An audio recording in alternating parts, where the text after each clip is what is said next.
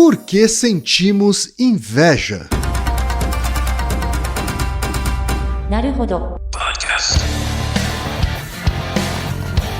Bem-vindo ao Naruhodo, podcast para quem tem fome de aprender. Eu sou Ken Fujioka. Eu sou Altair de Souza. E hoje é dia de quê? Ciência e senso comum. Você quer apoiar a ciência? Quer apoiar o pensamento científico? Quer ajudar o Naruhodo a se manter no ar?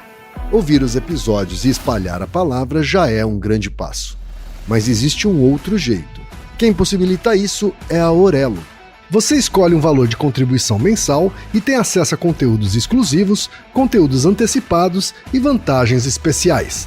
Além disso, você pode ter acesso ao nosso grupo fechado no Telegram e conversar comigo, com Altair e com outros apoiadores. Toda vez que você ouvir ou fizer download de um episódio pelo Orelo, vai também estar pingando uns trocadinhos para o nosso projeto. Combinado? Então baixe agora mesmo o app Orelo no endereço orelo.cc ou na sua loja de aplicativos e ajude a fortalecer o conhecimento científico.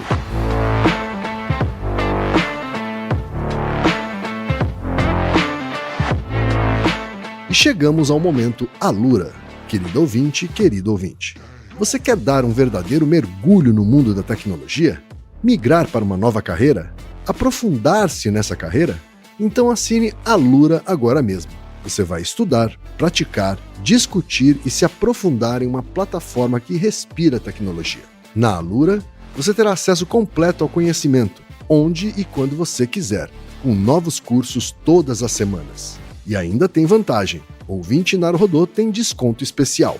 Mas para isso é preciso acessar a seguinte URL, anota aí, alura.com.br/promoção/Naruhodo. Nesse endereço, além do desconto especial, você vai conhecer histórias reais de transformação de pessoas que estudaram na Alura. Então, repetindo, acesse alura.com.br/promoção/Naruhodo.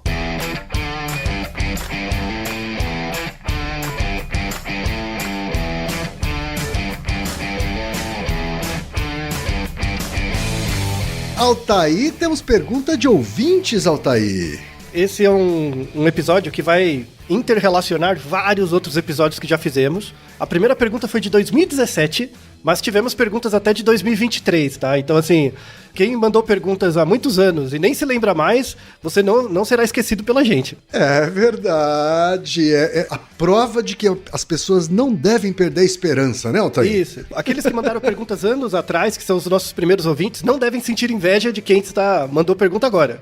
Eventualmente a pergunta vai ser respondida. Olha o gancho aí, Altair. É. A pergunta mais recente, aliás, Altair, né, é de poucos dias atrás, veio do Gabriel Silva, que é estudante e proletariado, afirma ele, que mora na cidade de Mauá, em São Paulo. Ele diz o seguinte: gostaria de entender o que é e como a inveja nos afeta. Digo, quando sentimos inveja de alguém ou algo, isso tem um impacto negativo no nosso corpo? Acredito que a ideia atual de inveja que temos é possivelmente construída por meio da religião judaico-cristã, mas posso estar errado. Afinal, temos pesquisas falando sobre esse sentimento? Sentir inveja é necessariamente sempre algo ruim? Obrigado por lerem meu e-mail, um forte abraço para ambos, gosto muito do trabalho de vocês. Tá aí, Gabriel Silva, o sortudo, porque mandou uma pergunta recentemente, mas na verdade ele só corroborou com mais outros ouvintes, né? O outro ouvinte é o outro Gabriel Rodrigues, que é engenheiro civil de Goiânia, Goiás. Ele diz o seguinte: acabei de ouvir o episódio 216 sobre ciúme, maratonando aleatoriamente o podcast cheiroso e cativante de vocês. Obrigado pelo cheiroso, Gabriel. Obrigado. Fiquei com uma dúvida. Se o ciúme vem da ideia de posse, de onde surge a inveja? Eu particularmente gosto de encarar a inveja que eu sinto como um motivacional para criar novos objetivos, mas normalmente é um sentimento visto como prejudicial. inveja mata, ou as coisas estão dando errado porque fulano está com o olho gordo no que você tem. E aí ele manda um PS. Reginaldo, um grande abraço, você também merece uma Coca Zero. Até mais que isso. Ai, Reginaldo, você é tão bom pra mim. É, muito mais que uma Coca Zero. Isso, uma exatamente. fábrica inteira de Coca Zero. Isso. E uísques. Se bem que o Reginaldo vai preferir mais um malte. Isso. Né? Single malt. Um single malt, exatamente. Eu não mereço, mas eu agradeço. E temos também o e-mail do Tiago, que é pai de 3 filhos e professor de tecnologia em Instituto de Ensino Técnico e Tecnológico em Palmas, Tocantins. Um abraço para Tocantins. Abraço. Tempos atrás, ouvi um podcast que falava sobre felicidade. Nesse podcast foi falado sobre inveja e cobiça, o que eu achei extremamente interessante. Então, como podemos lidar e inibir esses 2 sentimentos? Como evitá-los? E como esses sentimentos agem em nossa mente? Altair, né? Dono desse cérebro e dessa disciplina em estudar que eu tanto invejo.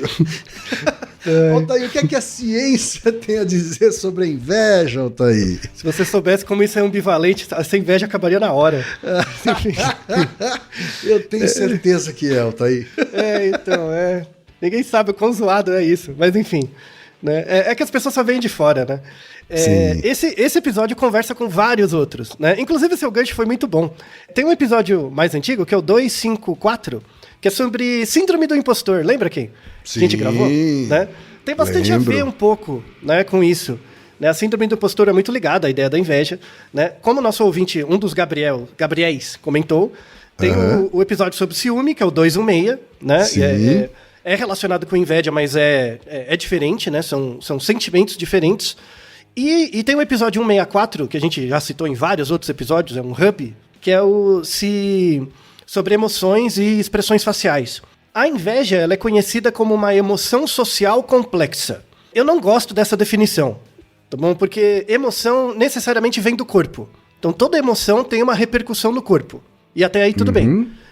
Em vez de ficar falando emoção social complexa, como a inveja depende também da linguagem, né, para se substanciar, assim, ou pelo menos de alguma simbolização, é melhor chamar de sentimento, tá? Certo. Assim como o ciúme. O ciúme é um sentimento, a inveja é um sentimento, tá? É um nível mais complexo de elaboração. Certo. O que não quer dizer que a gente não veja isso em crianças e mesmo outros organismos. Isso mostra que os sistemas de simbolização de outros organismos são bem mais complexos do que a gente imagina, né? Infelizmente. Mas a ideia é que esse episódio sobre inveja, apesar dele ter demorado um pouco, vocês vão ver, né, que a literatura é vasta e tem muitas coisas recentes, né? 2022, 2023, que é o que deram um gancho para a gente fechar o episódio.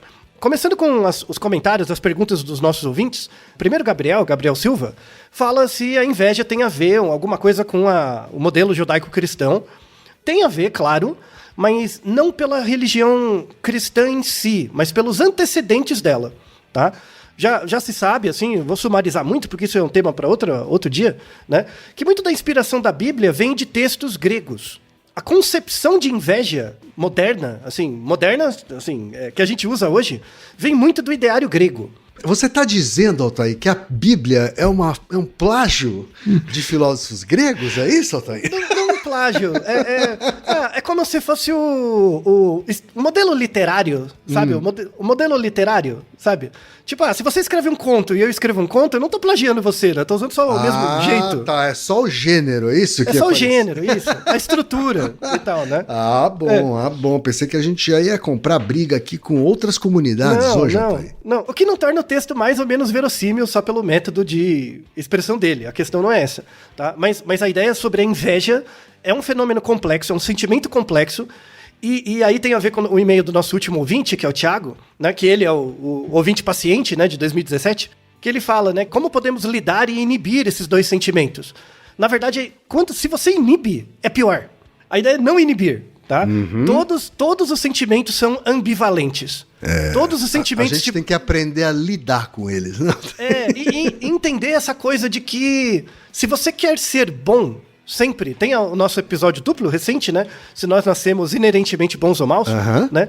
Mas se você busca muito ser bom, necessariamente você está escondendo alguma coisa. Você está deixando passar alguma sombra. Necessariamente vai dar ruim. Esse é o trocadilho inteiro, é isso? Exato. Vai dar ruim em algum lugar, né? E aí, assim, trazendo ainda mais essa herança grega, né? Tem um texto fantástico, assim, que eu peguei alguns excertos, que é um texto do Plutarco, né, grego, que é Como Tirar Proveito dos Seus Inimigos, né? Esse é o título do texto. Aí eu fiz uma seleção, um compilado, que o texto é longo, né? E eu gostaria de contar com o Reginaldo e o Kim Fujioka para apresentar esse texto e vamos discutir algumas coisas dele ao longo deste episódio. Então, por favor, Kim. Tá certo, então vamos ler o texto do Plutarco, Como Tirar Proveito dos Seus Inimigos. Trilha sonora, Reginaldo.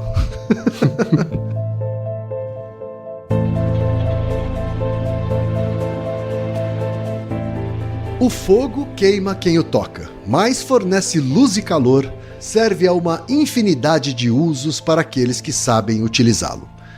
Examina igualmente teu inimigo. Esta criatura de um outro lado, nociva e intratável, não dá de alguma maneira ensejo de ser apanhada? Não pode prestar-se a algum uso particular? Não é útil? Assim, os imbecis maltratam suas amizades, enquanto os homens sensatos sabem dirigir para o seu proveito mesmo as inimizades. Em primeiro lugar, parece-me que o mais prejudicial na inimizade pode tornar-se o mais proveitoso, se se quer atentar nisso. E de que maneira? É que teu inimigo, continuamente atento, espia tuas ações. Na expectativa da menor falha, fica à espreita em torno da tua vida. Com efeito, acontece frequentemente que nossos amigos adoecem e agonizam, sem que saibamos, enquanto lhes damos prova de desinteresse e negligência. Tratando-se de nossos inimigos, ao contrário, vamos quase em busca de seus sonhos. Doenças, dívidas ou brigas conjugais escapam mais facilmente à memória de seus servidores imediatos que à de seu adversário. Mas é sobretudo aos erros que este se prende e vai ao seu encalço, e da mesma maneira que os abutres são atraídos pelo odor das carcaças pútridas, mas não sente o odor dos corpos sãos e vigorosos, assim também as partes de nossa vida que são doentias, fracas, afetadas, atraem nosso inimigo. De fato, que nos demonstram aversão, investem contra elas a passos largos, tomam-nas de assalto e despedaçam-nas. É isso então uma coisa efetivamente útil? Sim, sem nenhuma dúvida. Isso obriga a viver com cautela, a prestar atenção em si, a nada fazer nem nada dizer estouvada e refletidamente, mas a manter continuamente sua vida resguardada de uma eventual crítica, como se tratasse de observar um regime draconiano. De fato, essa maneira reservada, que reprime as paixões da alma e refreia os desvios do raciocínio, inspira o cuidado e a vontade de viver de maneira virtuosa e irrepreensível. Por isso, Antístenes dizia com razão que, para os que se preservam, há necessidades de amigos sinceros e inimigos ardentes. Uns nos afastam do mal por suas advertências, outros por sua censura.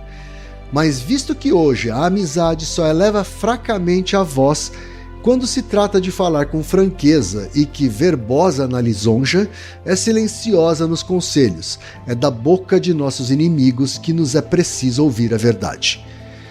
Tal é muitas vezes o efeito de uma maledicência ditada pela cólera ou pela inimizade. Ela cura nossa alma de uma doença insuspeita que tínhamos negligenciado. Mas as pessoas, em sua maior parte, quando são censuradas, não procuram saber se essas reprimendas têm fundamento, mas usam recriminações e acusam seu agressor de um vício diferente. Mas o que há de mais belo e de mais útil é que, tomando o hábito de louvar nossos inimigos, de nos defender de todo rancor e de toda a tortura à vista de seu sucesso, nos afastamos mais dessa inveja que excita em nós com muita frequência a felicidade de nossos amigos e o sucesso de nossos familiares. Ora, que outro exercício é mais útil para a alma e melhor a dispõe que aquele que extingue em nós todo o instinto de rivalidade e inveja. Mas há um testemunho ainda maior e o mais belo de todos. É que quando nos habituamos a ser justos, mesmo para com nossos inimigos, ficamos certos de que jamais seremos acusados de injustiça e de má-fé com nossos íntimos e amigos. Muito bom, hein, Ken? Bonito o texto, né, Altair? Não é legal? Bonita a sua edição também aqui. Não deu nem pra perceber que você pulou, que a gente pulou alguns parágrafos. Não, palavras não, centenas de páginas. Então. Isso. Mas é só pra dar um gostinho do texto mesmo, vale muito a pena ler o texto na íntegra, né? E o texto ele é gostoso enquanto eu leio, Altair. Sabe? Isso, você vai pensando, né? Exato, e ele tem uma narrativa relativamente fácil de compreender, né, Altair? Sem muitas enrolações, sem muito rococó. Isso. Não, ele é a versão dos gregos do TikTok, sabe? Sabe? Aquela porcaria motivacional de TikTok, sabe? É isso aí, tá certo. Filosofia grego para TikTokers. Isso. Com certeza alguém vai pegar uma parte desse texto, copiar aqui, vai fazer um TikTok lá de 30 segundos, botar uma música triste, né? Hello Darkness, my old friend, alguma coisa assim, e pronto. Sabe? Tá certo. Né? Mas de verdade, assim, é importante ir na fonte, assim, né? Esse é um dos textos mais antigos que fala do tema, né? Mais famoso, assim, mais antigo. Porque ele toca nos pontos principais, assim, de fato. Esse povo que trabalha com motivação, essas coisas, fala muito disso, né? Que a gente presta mais atenção nos inimigos do que nos amigos. Né? Os amigos você negligencia e você nem sabe o que está acontecendo com eles, mas seus inimigos, você fica prestando atenção neles o tempo todo. Né? Na verdade, assim, é porque você está gastando tempo com inimigos é que você não está tendo tempo para gastar com quem importa, não é isso? Isso, é uma ideia parecida com essa. E a questão é, as pessoas fazem isso. Tudo bem, assim, se você ouve, né, você cai em si, né, fala, poxa, é verdade, eu precisava mudar isso. Não é natural, não é trivial mudar, né? E tem um sentido nisso, tem uma importância nisso. É interessante, assim, porque a maior parte das pessoas, se não todas, tem vergonha de ter inveja, sabe? E é por isso que você não olha pra ela, porque você tem vergonha. A inveja é muito mais mal vista do que o ciúme, por exemplo. Verdade. A pessoa assume que tem ciúme, tudo bem. Sim. Você assume, você não acha legal, enfim, mas você assume, tá, né, passa. Mas inveja não. Inveja é um negócio ruim de assumir. E tem a questão, porque assim, dando uma definição, assim, formal, né, inveja seria uma resposta aversiva de alguém a uma desvantagem ou inferioridade percebida de outro em respeito a um domínio de autoimportância. Então, por exemplo, qual que é a diferença do ciúme, né? O ciúme é quando você quer proteger algo de bom que o outro tem. Então, eu tenho ciúme de você porque você tem algo de bom que eu quero proteger. Eu quero ter a posse disso. Sim. Então, isso é o ciúme, tá? Não é legal, mas isso é algo tudo bem. Tipo, eu gosto tanto dessa pessoa, eu fico com ciúme dela falar com outra. Sabe? Tipo, quando você tá lá falando com seu amigo, ou é aceitável. Tudo bem, né? A inveja é mais difícil. Por quê? Porque é uma resposta negativa de você perceber alguma desvantagem que você tem em relação ao outro. É o contrário do ciúme. No ciúme você tem algo de bom e eu quero manter isso pra mim. Na inveja, não. Eu tenho algo, me falta algo que você tem. Sim. É o contrário, eu me sinto menor. Então, assim, no caso do ciúme, eu quero ter algo de você, mas isso não me diminui. É só uma posse. A inveja, não. Você é melhor do que eu. Sabe? Então, se eu sinto inveja, eu já sou automaticamente menor. E aí é muito difícil assumir. É engraçado que ambos os sentimentos podem ser despertados pelo outro lado também, né? Sim. Você consegue provocar uma pessoa para ela sentir esses dois sentimentos. Assim, isso, né? Eles são relacionados, né? Mas não são a mesma coisa. Não são a mesma coisa. Você pode, inclusive, provocar esses sentimentos separadamente. Assim. Isso. Eu quero provocar ciúme, farei isso. Eu quero provocar inveja, farei essa outra coisa. Exato. A inveja é uma falta. O ciúme é um complemento. Então, não afeta tanto. O ciúme não afeta tanto a sua autoimagem, a sua autopercepção. A inveja, sim. Verdade. É algo que te falta, né? E é por isso que tem esse nome, né? Uma emoção social complexa. Eu acho melhor chamar de sentimento mesmo, né? É um sentimento complexo, né? Então, a primeira coisa é separar ciúme de inveja. A gente tem o episódio 216, que a gente falou do ciúme propriamente e tal, né? Então, inclusive, em português não aparece isso, né? Mas, principalmente por causa do Shakespeare, né? No episódio 216, a gente falou que o ciúme é muito ligado à cor verde, né? Por causa lá do conto do Shakespeare, né? Sobre ciúme, né? Ele tem uma descrição que ele fala dos olhos verdes de ciúme. Né, a pessoa com olhos verdes de ciúme. Então, em inglês, acabou ficando... A cor do ciúme é verde. A cor da inveja é amarelo. E que é interessante, porque é uma cor ambígua. Sim. Porque o amarelo pode ser uma cor fraca ou quente. Exatamente. Então, ela é bem ambígua. É muito interessante, assim. Isso é muito rico, né? Agora, uma outra coisa interessante, né, Altair? E que talvez explique por que na sociedade ocidental e americana...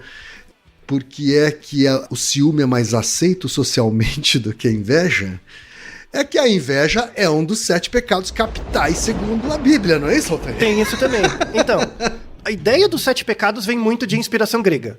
Na verdade, é mais antigo. A Grécia tem muitas figuras mitológicas que são poço da inveja. Sim, sabe? Então, Hera, por exemplo, a deusa Hera é um poço de inveja. Né?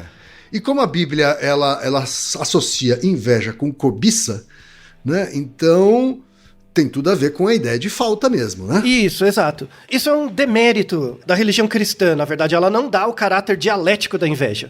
A inveja pode ser muito produtiva, né? Certo. Em algumas línguas, por exemplo, no holandês, você tem 2 palavras para inveja. Você tem a inveja positiva e a inveja negativa. Ah, é? Em português, a gente não tem. É inveja, né? Sim. Aí mostra que a gente é um povo racista por uma desgraça. A gente tem um nome Até horrível. Até nisso. A gente tem um nome pra inveja boa, que a gente chama de inveja branca. Você ouviu? Dá até uma vergonha alheia. Exatamente. Que desgraça, né? Eu tô sentindo uma invejinha branca. Porra, dá vontade de dar um tapa na cara. Né? Ah, os brancos. Droga.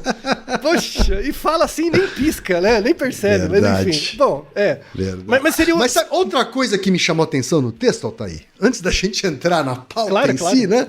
Não, já estamos nela. Já quase no final, ele diz assim... Mas visto que hoje a amizade só eleva fracamente a voz quando se trata de falar com franqueza, e que verbosa na lisonja é silenciosa nos conselhos, é da boca de nossos inimigos que nos é preciso ouvir a verdade. Me chamou a atenção que ele assume, né, que os amigos eles são menos francos, né? E menos sinceros a respeito dos defeitos de um amigo, talvez para não chatear, tal, não sei o quê, né? E ele fala como se fosse uma coisa da época dele, né? Que antes não era assim. E olha, Plutarco, eu acho que desde que o homem é homem, desde que o ser humano é ser humano, desde que a mulher é mulher, né? E etc., a inveja existe, Altair. Sim. Não, eu falo, se Plutarco tivesse vivo hoje e fizesse um TikTok, estaria bombando. Bombando, é verdade. Com shorts, com curtas. Vixe Maria. Metade desses coach aí usa essas coisas antigas, gregas aí, só que com outra roupagem. É verdade. Então, não é nem uma questão de evidência, isso é um discurso presente na sociedade ocidental, assim. E não só, tá? Sim. Não só. Por incrível que pareça, as sociedades ocidentais lidam muito melhor com a inveja do que as orientais. Certo. Né? E isso tem a ver com caráter individualista e coletivista também. Sociedades coletivistas têm muito mais problema em lidar com a inveja. Certo. Né? Porque eu não posso ter inveja de você. Porque tanto eu como você, a gente trabalha pro coletivo, pro grupo, pra nação. Então Sim. a gente é igual. Sabe? Eu não posso sentir inveja, eu tenho que negar isso. Sim. Né? A negação disso. Então, você ser muito invejoso numa sociedade eminentemente coletivista, de verdade, você ser invejoso é você colocar você na frente do grupo. Então, isso gera uma repressão mesmo, uma repressão de alguns sentimentos muito complicada, assim, né? Que resvala em questões sociais interessantíssimas, né? Que a gente tem evidências históricas, inclusive, disso. Mas eu quero trazer um ponto aqui também da questão da inveja, né? Primeiro dessa questão histórica, religiosa, um pouco antropológica e tal. Tem uma contribuição muito interessante da psicanálise para entender a inveja. A gente tem o Naruhodo, né? Se psicanálise é pseudociência. Na verdade, a psicanálise não é uma pseudociência, a psicologia como um todo é uma pseudociência, porque ela é descrita em escolas, a gente tem um episódio, inclusive, sobre isso, falando, né, que a psicologia em si, ela é uma ciência, mas a maneira como ela é ensinada no Brasil é completamente pseudocientífica, mas a psicanálise tem um ponto muito importante nessa discussão, sabe? Porque ela não tem boas explicações do porquê a inveja existe, mas ela tem uma descrição fantástica. As descrições de fenômenos são muito boas. Então, Certo. por exemplo, você pode pensar a ideia da inveja como uma intensificação do ódio, né? Então, quando você tem uma coisa que eu não tenho, e lembrando pela definição de inveja, né? Tem que ser uma coisa que eu percebo que você tem e eu não tenho, que é ligado a um domínio de autoimportância. Então, por exemplo, você joga muito bem beisebol e eu não sei jogar. Só que isso não me afeta em nada. Saber jogar não beisebol não me faz diferença, né? Então, pra mim, não está no meu domínio de autoimportância. Então, não tem inveja.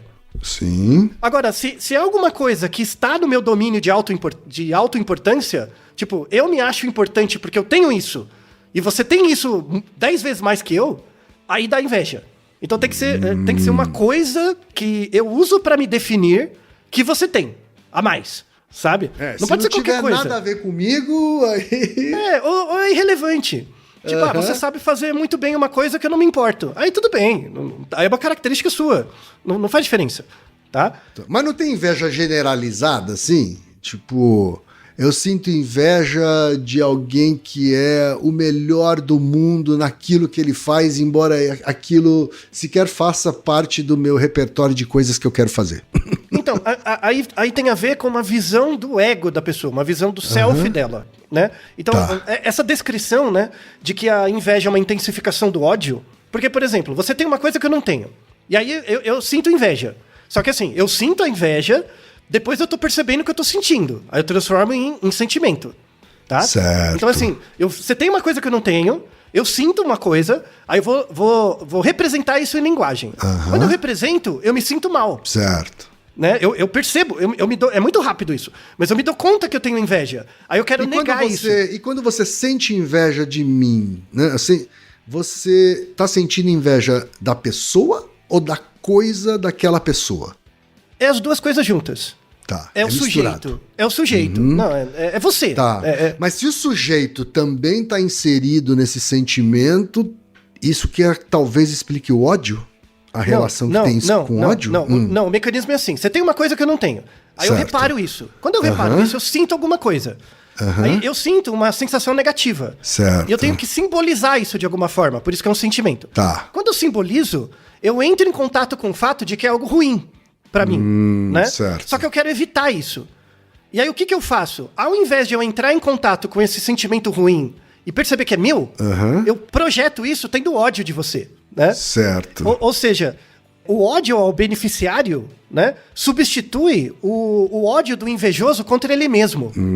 Então eu tenho ódio contra você para não ter contra mim mesmo. Certo. Porque assim, o fato de você ter uma coisa não tem a ver com o fato de eu não ter.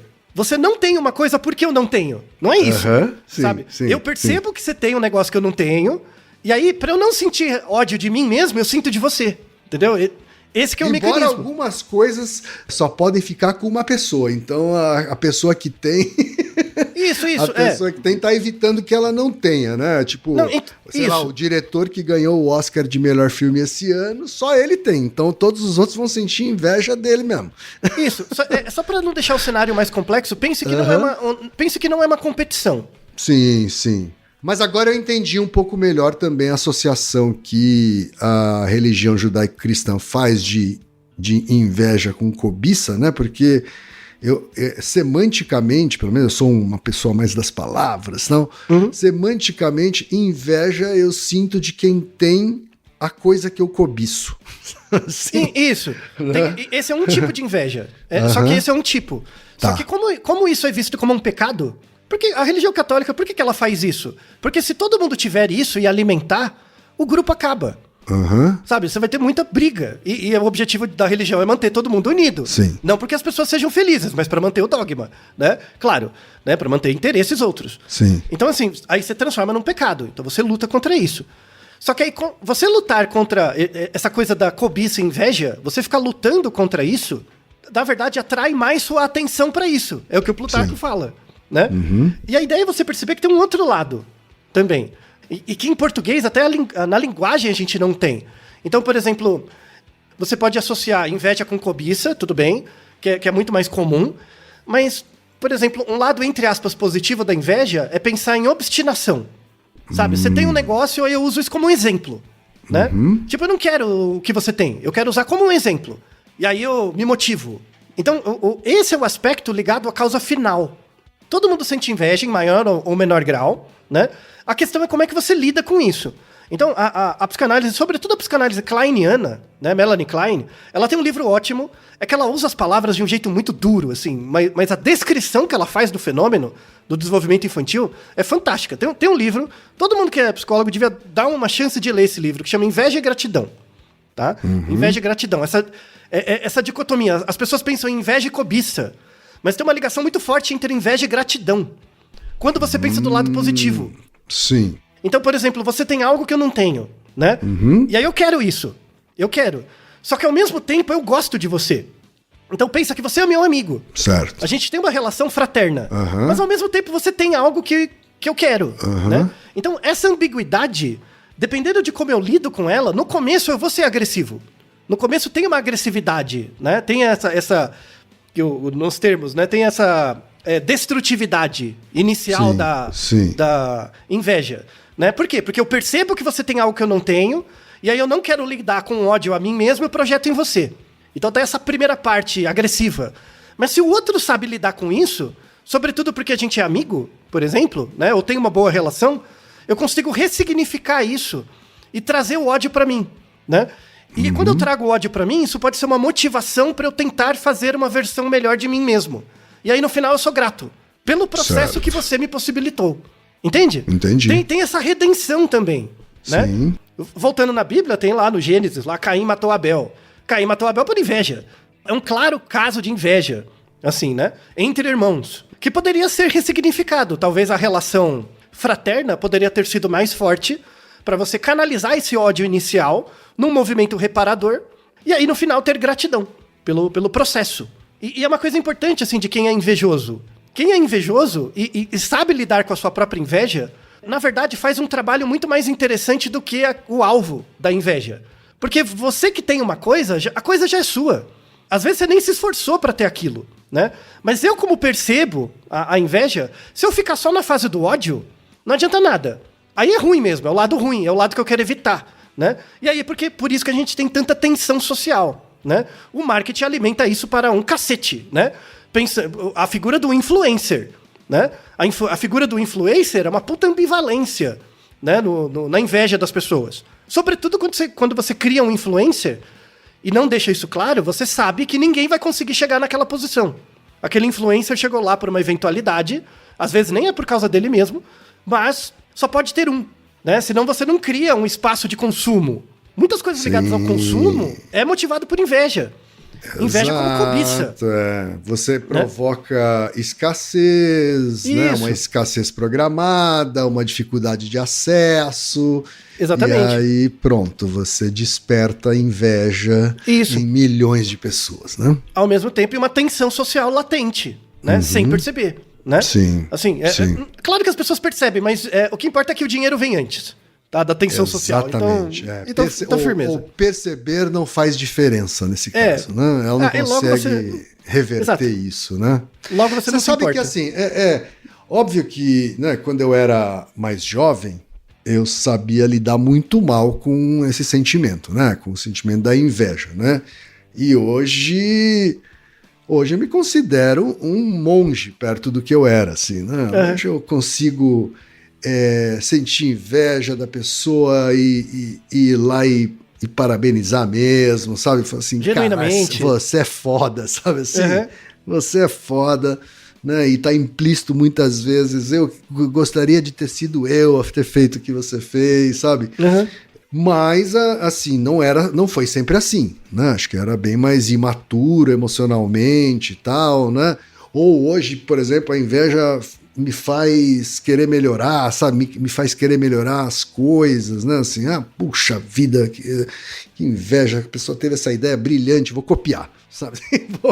Vou incorporar isso também Né? Mas nem sempre foi assim, né? Assim, o que eu queria te perguntar é, isso tem a ver com amadurecimento profissional, com amadurecimento emocional? Isso tem a ver com idade, vivência? Tem, mas é muito interessante, porque assim, a minha aposta é que os momentos em que a inveja te fez mais mal foi na época que você trabalhava hardcore de agência. Tem um artigo sensacional, dois artigos na descrição, que mostra como a inveja alimenta relações de trabalho zoadas. Então, dentro de ambiente de trabalho, porque pensa um trabalho em escritório, pode pensar em agência mesmo. Isso, não tô nem pensando em agência, tô pensando em ambiente de trabalho como um todo, assim, né? Isso, corporativo. Ambiente corporativo. Você passa muito tempo lá, se as pessoas pudessem escolher estar em outro lugar, em geral elas estariam em outro, né? Assim, em média, né? Elas escolheriam estar em outro lugar.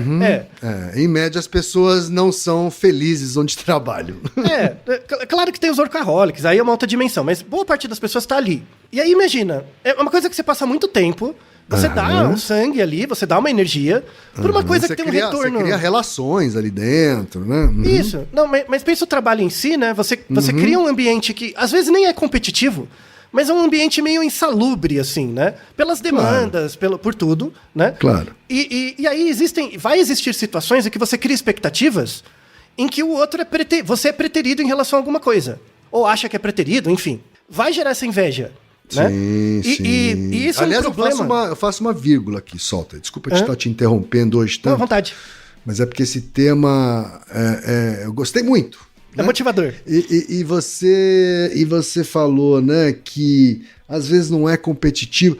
Assim, ele é inevitavelmente competitivo porque ele é hierárquico. Sim, né? Então, tem iniquidade. Inevitavelmente, já há uma competição inata entre a pessoa que é subordinada e a pessoa que manda.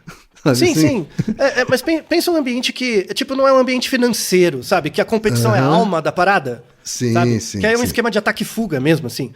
Tem a competição latente, mas tudo bem, né? Só que o importante é que o ambiente é meio insalubre em si, né? O dia a dia é ruim, né? E aí, quando você é preterido em relação a alguma coisa, tem esses dois artigos que mostram que um grande problema de queda de clima organizacional é a inveja. Tipo, por que eu não ganhei tal coisa e fiz o mesmo que você? Acredito, sabe, alguma coisa assim? Sim. E aí tem dois caminhos, assim, quando você pensa na inveja dentro das organizações. Quando a inveja, ela aparece, mas ela é trabalhada, ela pode virar crescimento. Sim. Né? Quando você entende, tipo, você não conseguiu porque faltou ABC, e se você fizer ABC, você consegue? Beleza. Quando você percebe o porquê você não conseguiu alguma coisa, e o outro conseguiu, essa inveja você pode transformar ela, por uma sequência de passos, em algo que te melhora. No final, você até tem gratidão pelo processo. Mas quando isso não acontece, quando as regras não são claras, vai pra onde? Fofoca. Sim. Né? Uma boa forma de projeção dessa tensão do trabalho vai pra fofoca, e a gente tem um Naruhodo inteiro sobre por que fofocamos, e uma parte terrível da deterioração das relações de trabalho é a maldita fofoca como um valor paralelo dentro da organização. Né? Você tem o chefe e você tem o chefe da fofoca. Sim. É horrível trabalhar em situações assim. Gera uma doença mental lascada, né? O rádio peão, inferno, tá? Sim. Nessa parte do episódio é importante pensar assim, que a inveja, se ela é entendida como um fenômeno dialético, ela pode levar para dois caminhos. Ou para cobiça ou para gratidão. Tudo depende do que você faz com isso. Mas você jogar a inveja para baixo do tapete, você só vai projetar o ódio de você para os outros. Não vai adiantar nada, você vai ficar girando em falso.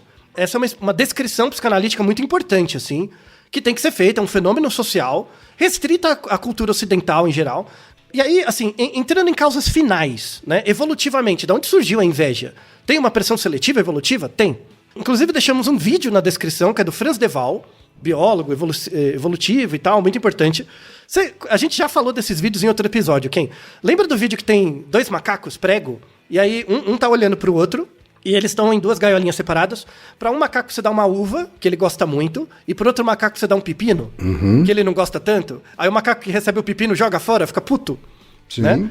Então, essa seria a descrição do que é inveja.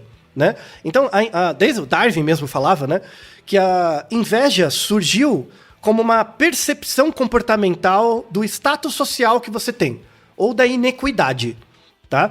Então, quando eu sinto inveja de você, é porque a gente faz parte do mesmo grupo, e quando eu percebo que você tem uma coisa que eu não tenho, isso é um indicador do meu status social em relação a você e os outros. Sim. Sabe?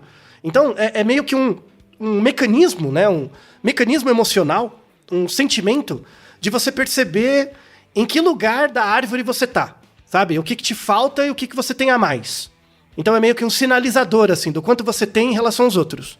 Isso seria a inveja não no sentido positivo ou negativo, mas só a sensação. Então, depois desse experimento inicial do Franz de Waal com os macacos pregos, tem experimento de percepção de inequidade com cachorro, com outros tipos de macaco. Então, mamífero tem muita percepção de inequidade.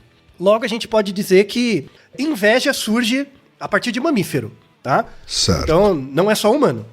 Aham. Agora, o que a gente faz com a inveja, o quão complexa é a expressão da inveja, principalmente depois que vira sentimento, entra a linguagem, é muito maior na gente.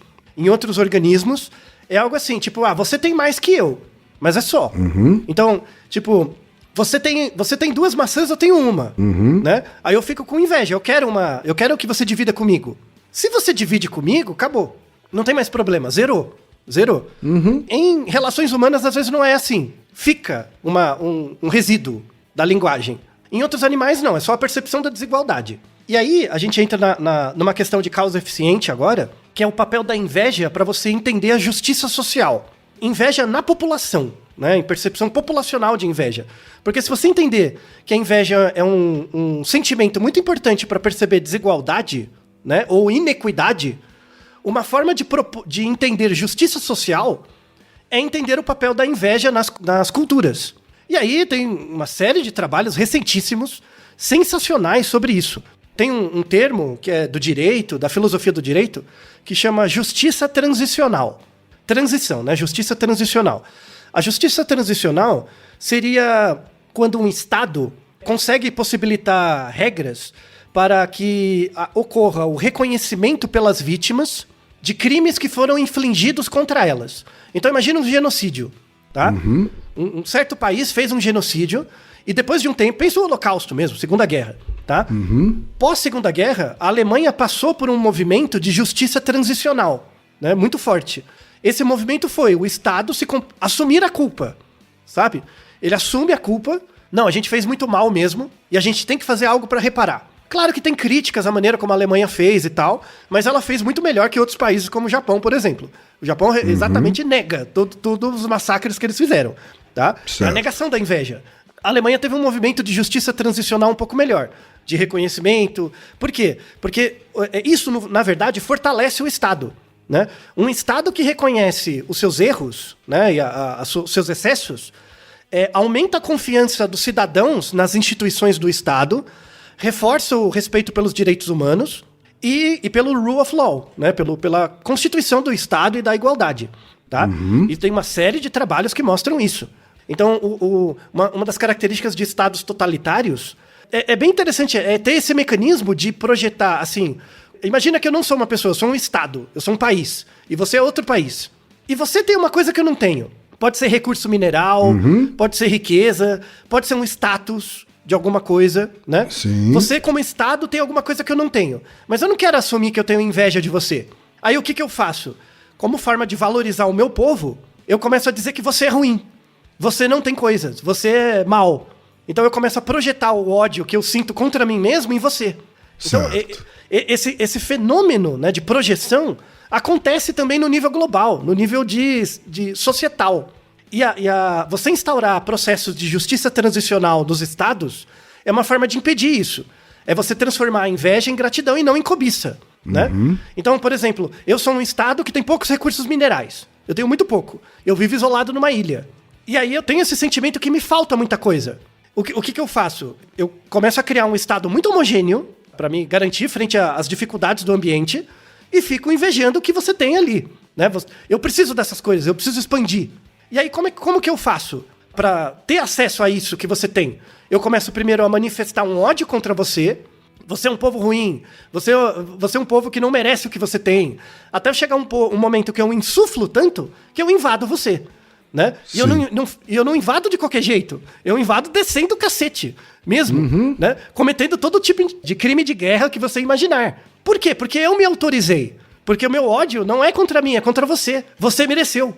Olha que bizarro, né? Olha só. E isso são mecanismos de grupo mesmo, de Estado. Depois da Segunda Guerra, a gente tem 2 episódios em homenagem a esse pesquisador, né, que é o Leon Festinger, que é os episódios sobre dissonância cognitiva. No mesmo ano que ele cunhou o termo dissonância cognitiva, ele escreveu um artigo fantástico que é sobre a teoria do processo de comparação social, de 1954, mesmo ano da dissonância cognitiva.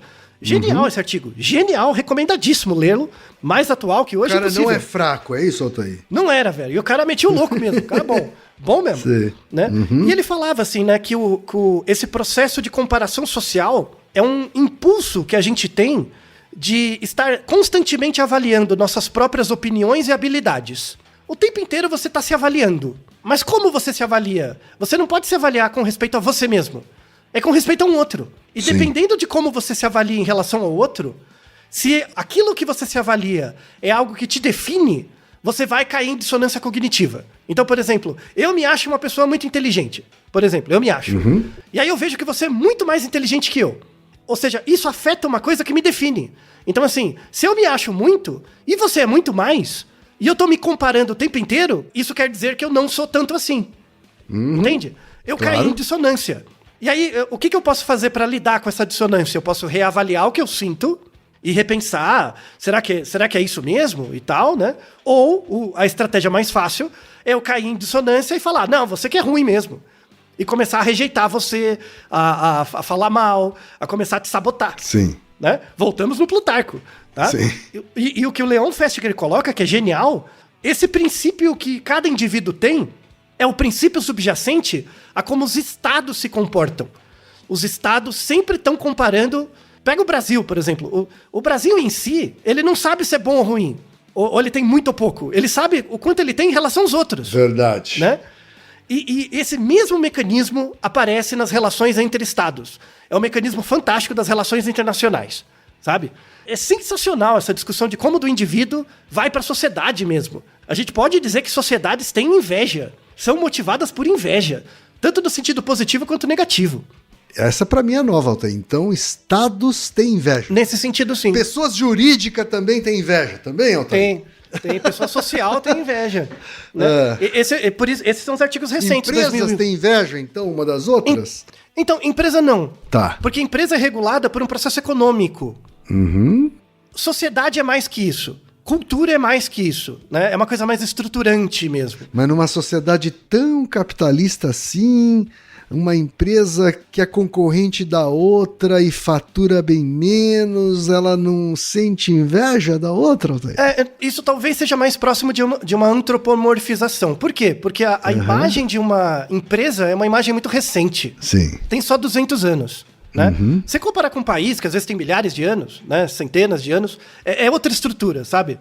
Então, pensa que culturas têm inveja. Né? Quando eu penso em Estado, eu tô pensando em cultura. Tá né? bom. Empresa é uma coisa muito mais simples, assim, é como se fosse um autômato. Certo. Essa coisa da mão do Estado, do mercado, bobagem, tá? Essa não fui eu que falei. Então. Mas quando você pensa em interação entre nações, é uma coisa mais culturalmente fundante, sabe? Certo. Então, os artigos, a partir de 2021 para cá, tem muitos artigos em filosofia do direito e sociologia do direito, trazendo esse papel da inveja mesmo, né? Da descrição de fenômenos ligados à inveja para explicar relações entre nações, né? E aí, para encerrar o episódio, eu vou trazer 2 exemplos. Um exemplo muito interessante, muito triste também, né? Nos anos 90, teve um grande genocídio em Ruanda. Teve filme, uma série de documentários, que mais de 500 mil pessoas foram mortas, um massacre terrível, né? E aí a história, né, é a seguinte: lá no começo do século XX, todo mundo sabe, né, que a África foi tipo invadida e fatiada a despeito de qualquer coisa por nações europeias, o colonialismo, e tudo mais, né? E ali na região de Ruanda era uma colônia belga. E aí a Bélgica foi lá, assim, sem razão nenhuma. Então, assim, na região ali de Ruanda existiam vários povos, né, vários grupos. E eles tinham uma boa relação. 3 desses grupos, por exemplo, era o povo Tutsi, o povo Hutu e o povo Tuá. Por literatura anterior, né, esses 3 povos eles interagiam muito bem, eles tinham casamentos entre pessoas de grupos diferentes, sabe? Não era um problema, né? A língua que eles professavam era a mesma, eles tinham a mesma língua, inclusive. Então, as diferenças eram mínimas entre eles. Inclusive, não tinha nem diferença física, sabe? Eles nem conseguiam se reconhecer direito. Todos eram muito integrados. Beleza, né? Tá. Chegou lá os europeus para estragar a festa dos outros, né?